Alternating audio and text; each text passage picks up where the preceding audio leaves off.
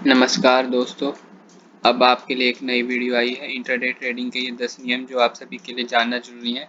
आप लोग सभी इंट्राडे ट्रेडिंग करते हो और उसमें कोई ना कोई गलती करते हो जिससे आपका लॉस बड़ा हो जाता है, तो उसको दूर करने के लिए मैं एक वीडियो लाया हूँ जिसमें आपको बताया जाएगा कि इंट्राडे ट्रेडिंग करने के 10 नियम क्या हैं। सबसे पहला नियम है कि आप सबसे पहला नियम आ रहा है ये इंट्राडे ट्रेडिंग में लिक्विड स्टॉक में ही ट्रेड करें। मतलब जिस स्टॉक में सबसे लिक्विडिटी ज़्यादा है, जिस ट्रेड में बायर्स एंड सेलर्स ज़्यादा हैं, तो उसी में हमें ट्रेड करना चाहिए।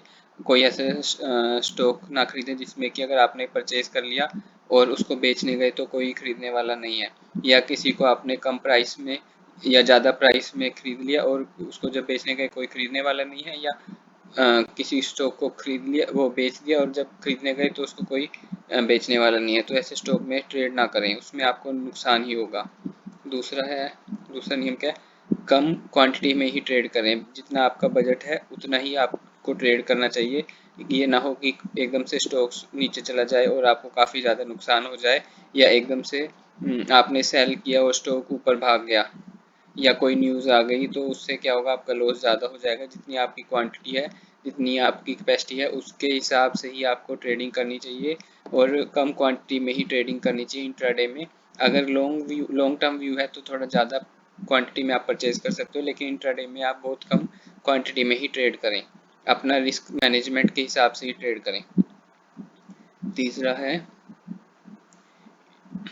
इंट्राडे ट्रेडिंग में भावनाओं को काबू में रखें कि ये ना हो कि मान लो अगर स्टॉक नीचे जा रहा है तो आप सोचो कि वैल्यू कम है, तो कम क्वांटिटी में मिल रहा है, कम प्राइस में मिल रहा है, तो ज़्यादा से ज़्यादा खरीदें। नहीं, ऐसा नहीं है। अपनी भावनाओं को हमेशा काबू में रखें और लॉस में भी आपने लिमिट लगानी चाहिए कि हमें जैसे जब हम ट्रेडिंग करें तो हमें पता होना चाहिए कि हमारा प्रॉफिट कितना लेना है हमने और लॉस कितना लेना है मैक्सिमम, उसके हिसाब से ही हमें ट्रेडिंग करनी चाहिए।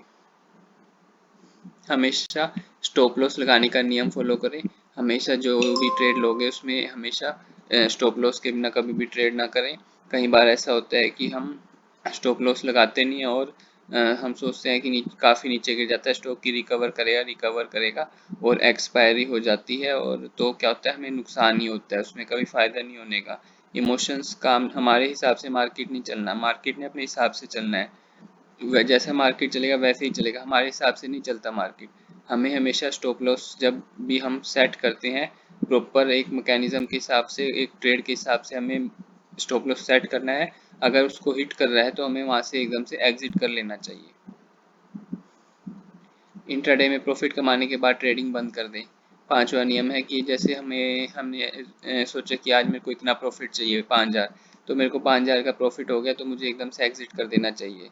ये ना हो कि मान लो मैंने 5,000 का प्रॉफिट लिया, फिर मैंने उस 5,000 में से दूसरे ट्रेड पे लगा दिया और वहाँ से मेरे को 2,000 का लॉस हो गया।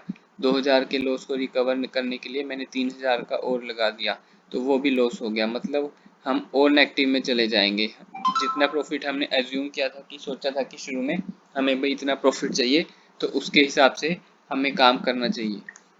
ना तो हमें सोचना चाहिए कि भाई इतना मान लो मैंने सोच लिया कि 6,000 हो गया प्रॉफिट, आज का इतना है, तो ट्रेडिंग बंद कर दो, अगले दिन के लिए करो। हमेशा ये सोचो कि प्रॉफिट ज़्यादा लेना है और लॉस कम से कम लेना है। वही अगला नियम है, छठा नियम है, बार बार नुकसान होने पर इंट्राडे ट्रेडिंग मत करें। अगर मान लो एक बार या 2 बार नुकसान हो रहा है तो ये समझ लो कि आज का दिन हमारे लिए नहीं है, तो उस दिन हमें ट्रेड नहीं करना है, बिल्कुल भी ट्रेड नहीं करना है। ट्रेडिंग बंद करके अगले दिन का वेट करना है और जो गलती हम कर रहे थे उसको देखना है कि हमारी गलती कहाँ हो रही है।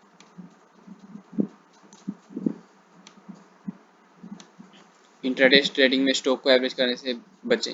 मान लो मैंने कोई शेयर 200 में लिया है, ठीक है, वो नीचे गिर गया 195 पे आ गया, मैंने और शेयर बाय कर लिए एवरेज करने के चक्कर में। तो क्या हुआ, एक बार मान लो शेयर 195 से और नीचे गिर के 180 पे आ गया, तो मैंने और शेयर खरीद लिए, 180 पे भी खरीद लिए। तो जैसे ही शेयर वो 190 पे आएगा तो मैं उसको बेचूंगा नहीं, क्योंकि मैंने जो शेयर सबसे पहले लिया था वो 200 में लिया था, तो मैं सोचूंगा कि 200 पे भी आएगा, लेकिन आता क्या है, 190 से वापस 150 में गिर जाता है, और फिर हमारे अंदर दिमाग के अंदर डर बैठ जाता है कि अगर 150 से 100 भी आ गया तो हमारा भारी नुकसान हो जाएगा, और हम 150 पे ही सारे शेयर बेच के निकल जाते हैं, तो उससे हमें काफ़ी भारी लॉस हो जाता है। तो ऐसा बिल्कुल भी ना करें, और जो शेयर है उसको कभी भी एवरेज करने की गलती ना करें। उससे अच्छा है कि आप थोड़ी सी क्वांटिटी में काम करें और उसमें अपना स्टॉप लॉस लगाकर एग्जिट हो जाएं। इंट्राडे में ट्रेड करते समय न्यूज़ मत देखें। न्यूज़ में जो होता है कि वो शॉर्ट जो ये होते हैं बड़े बड़े प्लेयर्स होते हैं उनके हिसाब से ही न्यूज़ होती है। वो क्या करते हैं, इन्फ्लुएंस करते हैं कि छोटे निवेशकों को, उससे छोटे निवेशकों का नुकसान हो जाता है। लेकिन जो बड़े निवेशक हैं वो अपने हिसाब से मार्केट को चलाते हैं। छोटे जो निवेशक हैं उनके हिसाब से कभी मार्केट नहीं चलती। तो हमेशा अपने एनालिसिस के हिसाब से काम करना चाहिए। न्यूज़ के बेस पे कभी भी मार्केट पे इन्वेस्टमेंट नहीं करनी चाहिए।